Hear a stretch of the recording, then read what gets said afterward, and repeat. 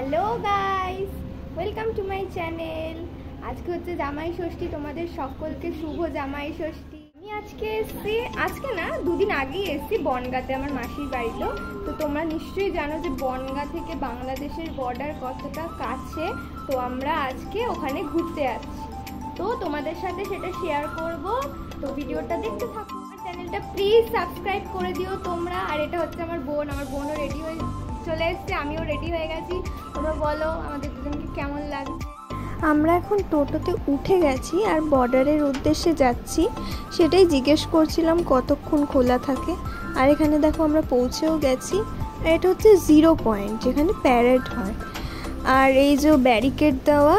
আর এখানে দেখো ইনি হচ্ছে বাংলাদেশের বিএসএফ, পতাকা নামাচ্ছেন। 6টা বেজে যাচ্ছে, তাই জন্য টাইম হয়ে গেছে এনাদের গেট বন্ধ করার। আমরাও একদম লাস্ট টাইমেই পৌঁছেছিলাম।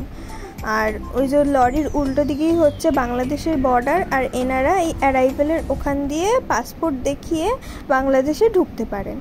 আর এটা হচ্ছে বিএসএফদের ক্যাম্পাস। যেহেতু 6টা বেজে গেছিলো, তাই আমরা পুরোটা ঘুরে দেখাতে পারিনি। আর যেহেতু 6টা বেজে গেছিলো, ওই জন্য আমাদের ভেতরে বেশিক্ষণ থাকতে দেওয়া হয়নি, আমরা বেরিয়ে এসেছি। আর এই লরিটা হচ্ছে বাংলাদেশ থেকে আসলো। এই লরিগুলো ইন্ডিয়া থেকে যায়, এই কারণেই আসার টাইমে চেকপোস্টে প্রতিনিয়ত চেকিং হতে থাকে। এখানে মানে সঙ্গে সঙ্গে গাড়ি ঢুকতে থাকে 2-3 মিনিট পর পর। আর এই রেল লাইনটা হচ্ছে পেট্রাপোল রেল লাইন স্টেশন।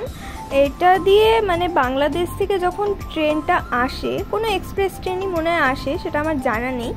এই ট্রেনটা বনগাঁ স্টেশন হয়ে যায়, তখন এই স্টেশন দিয়েই বনগাঁ স্টেশনে ঢোকে। রেল লাইনটা পার হচ্ছে লোকটা, রেল লাইনের উল্টো দিকেই হচ্ছে বাংলাদেশ। এখান দিয়ে বাংলাদেশ যাওয়া যায়, কিন্তু যাওয়া যাবে না, অনেকটা রাত হয়ে যাওয়ার কারণে আমরা তাড়াতাড়ি চলে আসি। আর বর্ডারের সামনে এই রাস্তা আমার এত পছন্দ হয়েছে। এরপর আমরা বনগাঁর এই পার্কটা ঘুরে বাড়ি চলে আসি। আর বাড়ি এসে ক্লিপ নেওয়া হয়নি, ভুলে গেছিলাম। তোমাদের ভিডিওটা কেমন লাগলো জানিও, আর সাবস্ক্রাইব করে দিও।